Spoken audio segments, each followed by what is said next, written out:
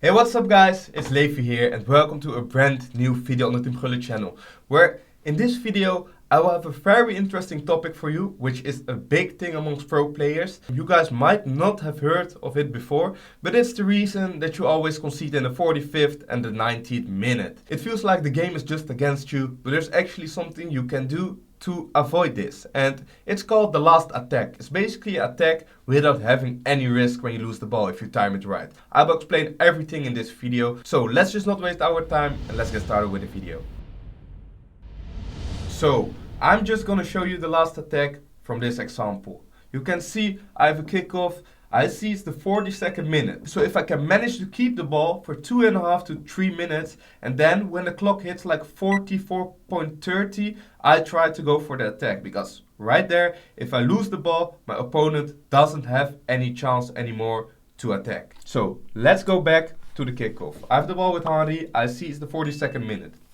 Now, what is my thinking process? Right here, the first 2 minutes until it's the 44th, I just try to keep the ball. I don't take any risk with any passing or walking with the ball. I just want to keep it. Right now, I have the ball with Henry. I see it's the 44th minute. There's where we're gonna pass it.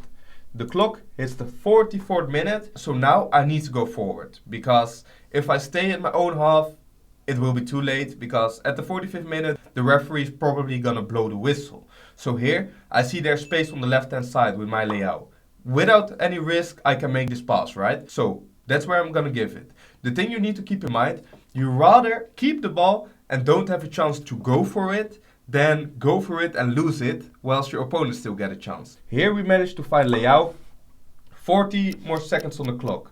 Now it's the time to try and go and get inside to his box. I find Bill, 5 seconds on the clock, low driven finish. As you can see, while the ball hits the net, the clock hits the 45th minute. And as you can see, my opponent takes kickoff. There's not even a single second left in this half.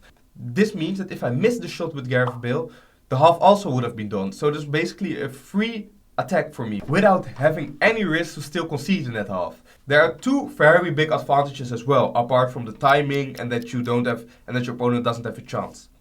45th and 90th minute, your opponent will get shaky because he knows it's the last moment of the half or either the game, so he will try and defend. So his defending will get worse. And you know in the back of your head that if you lose the ball, it's not a problem at all. So you are getting confidence, because if you lose it, it's not a problem. So you don't need to be scared to attack. You can just do whatever you want. These are two very big advantages if you manage to get the timing right for this last attack. In this next example, you can see I have a throw in. 88 minutes, I know, I just gotta keep the ball. 90th minute, there's probably gonna be some extra time. So this could be a very crucial goal. Again, taking no risks, just passing between midfielders, Xavi and Subimendi. And when I can find the pass forward without any risk, you always have to do it. Here you can see I take some extra time out with Davies until I see the additional 1 minute. Now I know I can try and find the gap to score. Here we find Bill. It's the Trivela. It's missed. But you can still see the 91st minute is hit and my opponent doesn't have a chance to attack anymore. Another example where we are starting from a throw-in. 87.35 on the clock. So it's about 2.5 to 3 minutes that we need to keep the ball whilst we can start going for it. As in the 90th minute, most often is +1 or +2. So that's also what I'm waiting for. Right here, I'm just being patient with my midfielders, not allowing my opponent to take the ball from me. Don't take any risk. I see the clock hitting +1, and here I can take a lot of space with Davies. As you can see, there's a big gap, and as I already mentioned before, when you have the possibility to go forward, because how further you go on your opponent's half, how harder it will be for him to win the ball back.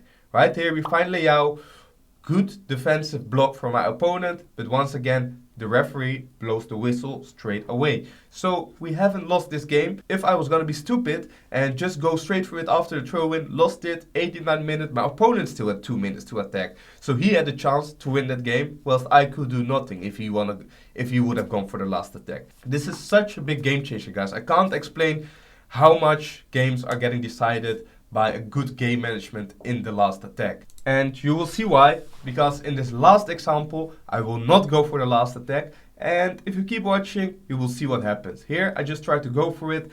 I fail the pass, 2.5 minutes on the clock. My opponent is going to be smart and he's going to go for the last attack because he knows he will have the only chance left in this game. He is just patient, going from the right to the left, trying to go forward with Doku, sees the space, runs into it. Still, 19 minutes on the clock, we can go for the recycle. The +1 is there, he finds the box, and then it's just one pass, another pass, and he scores the 3-2 with 25 seconds on the clock.